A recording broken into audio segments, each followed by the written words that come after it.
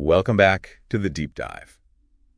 Today, we're getting into some really enduring stories, the parables from the Gospels. These aren't just, simple kids' tales. They're these short, allegorical narratives, Right. using everyday stuff to teach some pretty deep spiritual and moral truths. And that's exactly why they work so well, isn't it? They manage to communicate really complex ideas about God, human nature, how we should treat each other. Yep. But without being like heavy-handed doctrine, they sort of invite you in. They really do. So our mission today, I guess, is to try and pull out those core insights, the wisdom that still feels relevant, thousands of years later. Absolutely. So as we go through these, maybe you at home can think about this. What wisdom jumps out from these old stories that resonates with you right now? Let's dive in. Okay. So maybe start with a really famous one, the parable of the Good Samaritan. The parable of the Good Samaritan. On one occasion, an expert in the law stood up to test Jesus. "Teacher," he asked, "what must I do to inherit eternal life?" "What is written in the law?" he replied. "How do you read it?"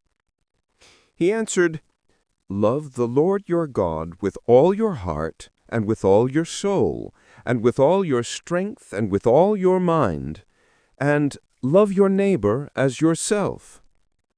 "You have answered correctly," Jesus replied. "Do this, and you will live." But he wanted to justify himself, so he asked Jesus, "And who is my neighbor?"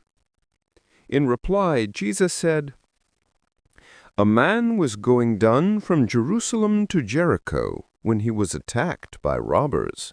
They stripped him of his clothes, beat him, and went away, leaving him half dead. A priest happened to be going down the same road, and when he saw the man, he passed by on the other side.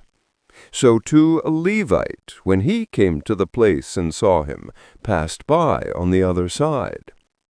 But a Samaritan, as he traveled, came where the man was, and when he saw him, he took pity on him. He went to him and bandaged his wounds, pouring on oil and wine. Then he put the man on his own donkey, brought him to an inn, and took care of him. The next day he took out 2 denarii and gave them to the innkeeper. 'Look after him,' he said, 'and when I return, I will reimburse you for any extra expense you may have.' Which of these 3 do you think was a neighbor to the man who fell into the hands of robbers?" The expert in the law replied, "The one who had mercy on him." Jesus told him, "Go and do likewise." A guy gets robbed, beaten up, left for dead on the side of the road. Yeah, a dangerous road, too. Right. And then, the religious leaders, the people you'd expect to help, they just pass by. They cross to the other side, even. Exactly. But then a Samaritan, someone looked down on, an outsider, he's the one who stops. He not only stops, he helps. Bandages the wounds, takes him somewhere safe, pays for his care. It's quite involved. It is. It's costly. Right. So what's the real punch here? Beyond just be nice. Well, I think it's about how radical compassion needs to be. It pushes past social barriers, past who we think is our neighbor. It answers that question, who is my neighbor, by saying, essentially, anyone in need right in front of you, especially when it's inconvenient or crosses social lines. It's about action, not just feeling sorry for someone. Active, even sacrificial care. Okay, so from crossing social boundaries, let's talk about family boundaries and forgiveness. The prodigal son. Ah, yes, a classic. There was a man who had 2 sons. The younger one said to his father, "Father, give me my share of the estate." So he divided his property between them. Not long after that, the younger son got together all he had, set off for a distant country, and there squandered his wealth in wild living. After he had spent everything, there was a severe famine in that whole country, and he began to be in need. So he went and hired himself out to a citizen of that country, who sent him to his fields to feed pigs.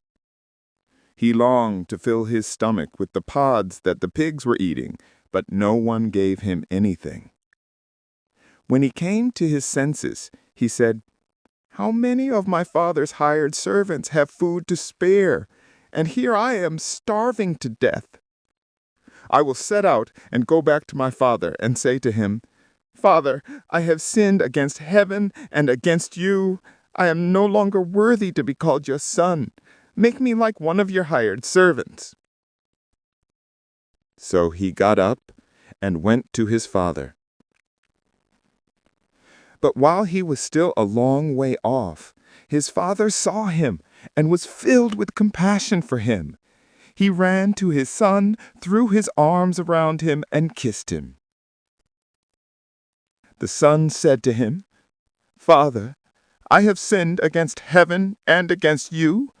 I am no longer worthy to be called your son.' But the father said to his servants, 'Quick, bring the best robe and put it on him. Put a ring on his finger and sandals on his feet. Bring the fattened calf and kill it. Let's have a feast and celebrate. For this son of mine was dead and is alive again. He was lost and is found.' So they began to celebrate. Meanwhile, the older son was in the field. When he came near the house, he heard music and dancing. So he called one of the servants and asked him what was going on. 'Your brother has come,' he replied, 'and your father has killed the fattened calf because he has him back safe and sound.' The older brother became angry and refused to go in. So his father went out and pleaded with him. But he answered his father, 'Look, all these years I've been slaving for you and never disobeyed your orders. Yet you never gave me even the young goat so I could celebrate with my friends. But when this son of yours, who has squandered your property with prostitutes, comes home, you kill the fattened calf for him.' 'My son,' the father said, 'you are always with me, and everything I have is yours. But we had to celebrate and be glad, because this son of yours was dead and is alive again. He was lost and is found.' So the younger son demands his inheritance early, goes off, blows it all. Completely wastes it. Hits rock bottom. Right. And he decides to go home, planning to beg just to be a servant. He knows he messed up. He's rehearsing his speech and everything, but the father, his reaction is just stunning. He sees him coming from far off and runs to him. Runs and throws a party, kills the fattened calf. It's not just forgiveness, it's extravagant welcome, unconditional love. Before the son even gets his apology out properly. Exactly. It paints this picture of grace that's just overwhelming. And then you have the older brother, of course. Yeah, who's resentful, which adds another layer, doesn't it? It does. It challenges us. Can we accept that kind of grace for others, especially if we feel they haven't, earned it, or if we've been the faithful ones? Powerful stuff. It really makes you look inward. Okay, let's shift a bit. The parable of the sower. The parable of the sower. That same day, Jesus went out of the house and sat by the lake.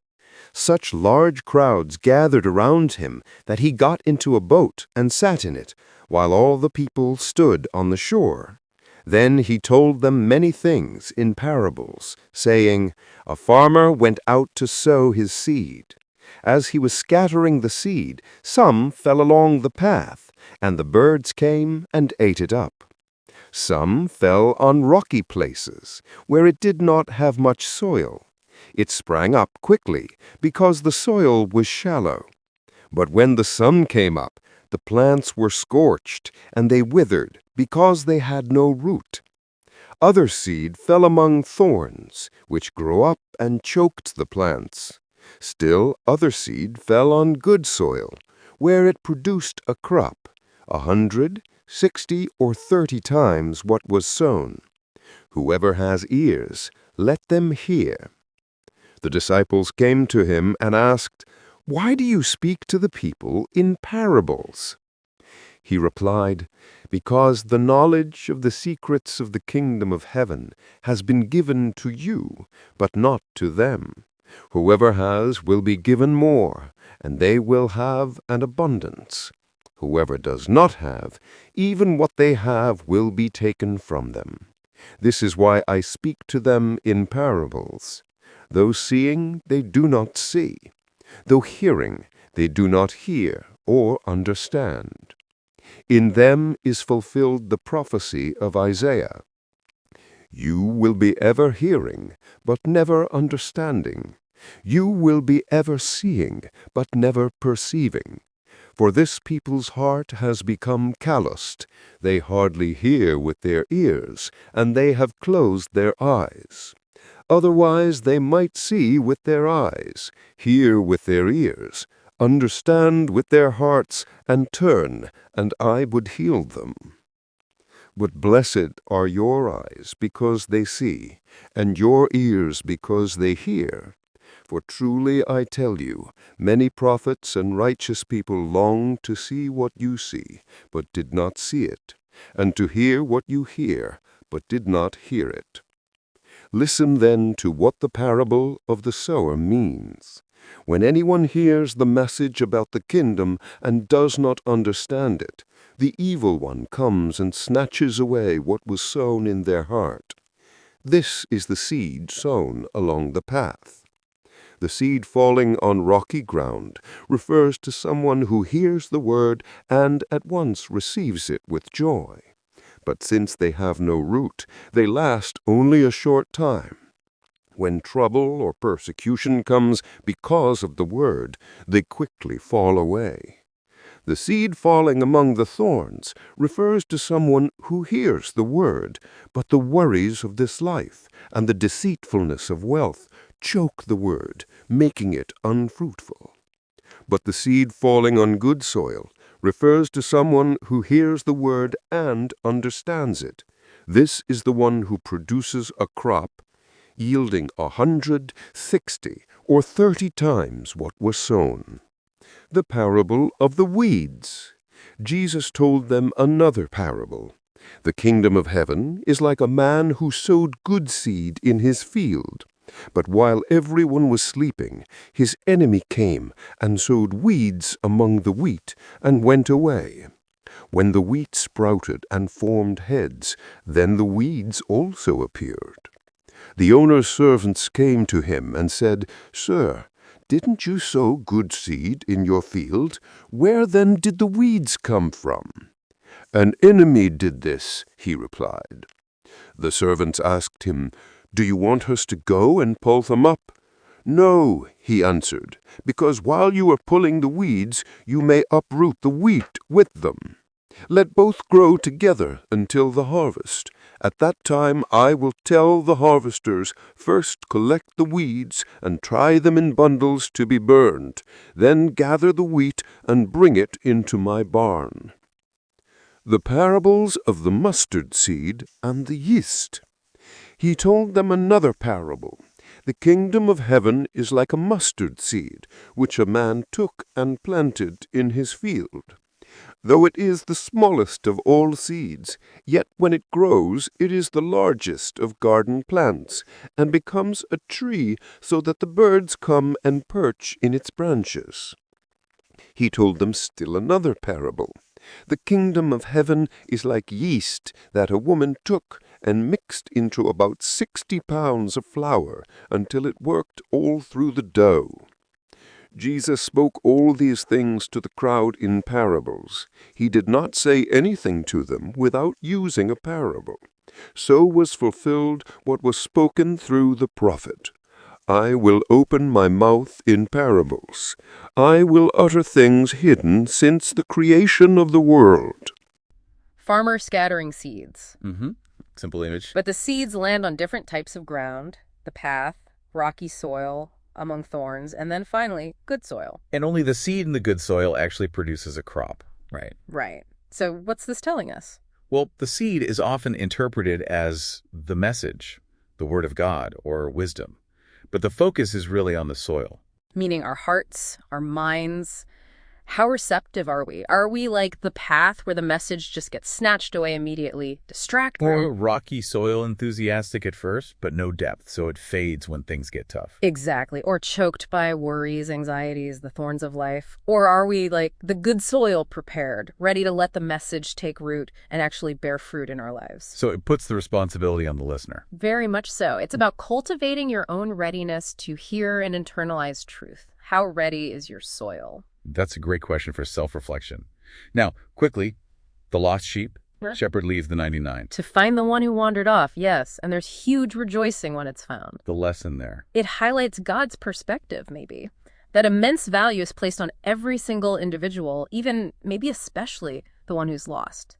That relentless seeking love. And the mustard seed. Tiny seed, huge plant. Right. Small beginnings, vast growth, often seen as a symbol for the kingdom of heaven, starting humbly but growing to be something immense, offering shelter. Okay, now a different tone. The rich fool. Ah, the cautionary tale. Yeah. The parable of the rich fool. Someone in the crowd said to him, "Teacher, tell my brother to divide the inheritance with me." Jesus replied, "Man, who appointed me a judge or arbitrator between you?" Then he said to them, "Watch out. Be on your guard against all kinds of greed. Life does not consist in an abundance of possessions." And he told them this parable. The ground of a certain rich man yielded an abundant harvest. He thought to himself, "What shall I do? I have no place to store my crops." Then he said, "This is what I'll do. I will tear down my barns and build bigger ones, and there I will store my surplus grain. And I'll say to myself, you have plenty of grain laid up for many years. Take life easy. Eat, drink, and be merry." But God said to him, "You fool! This very night your life will be demanded from you. Then who will get what you have prepared for yourself? This is how it will be with whoever stores up things for themselves, but is not rich toward God." Guy has a massive harvest, more than he can store. So his plan, build bigger barns. Right. Then kick back, eat, drink, and be merry. He thinks he's got it made. But then God basically says, "You fool, tonight your life will be demanded from you. Then who will get what you have prepared for yourself?" oof, stark. It is. It's a powerful warning against greed, obviously, but also about the illusion of security and material wealth. It asks, what are you really rich towards? Possessions? Or something more lasting, like your relationship with God or your purpose? Where's your actual treasure? Good point. And finally, the wise and foolish builder. The parable of the wise and foolish builder appears at the conclusion of Jesus' Sermon on the Mount in Matthew chapter 7, verses 24 through 27, and in Luke chapter 6, verses 46 through 49. Here is the version from the Gospel of Matthew. "Therefore, everyone who hears these words of mine and acts on them will be like a wise man who built his house on the rock. The rain fell, the rivers rose, and the winds blew and pounded that house. Yet it didn't collapse, because its foundation was on the rock. But everyone who hears these words of mine and doesn't act on them will be like a foolish man who built his house on the sand. The rain fell, the rivers rose, and the winds blew and pounded that house, and it collapsed. It collapsed with a great crash." Luke's version states, "Why do you call me Lord, Lord, and don't do the things I say?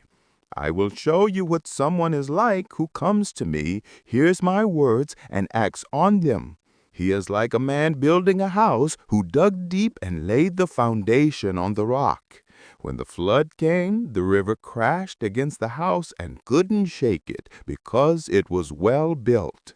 But the one who hears and does not act is like a man who built a house on the ground without a foundation. The river crashed against it, and it immediately collapsed, and the destruction of that house was great." Building houses, one on rock, one on sand, Storm comes. and the house on the sand washes away. The one on the rock stands firm. The meaning seems pretty clear, right? Yeah, it's about foundation. It's not enough just to hear teachings or wisdom. You have to do them, put them into practice. That's what builds a life, a foundation that can withstand the inevitable storms. Theory versus practice. Hearing versus doing. Makes sense. So you see, pulling all this together, these parables used familiar everyday scenes, farming, family, building, travel. Right. Very accessible. Exactly. But they use them to communicate these really profound truths in a way that sticks with you, makes you think, makes you question. They absolutely do. Yeah. It's kind of amazing how these simple stories still speak so directly to, well, our choices, our priorities today, isn't it?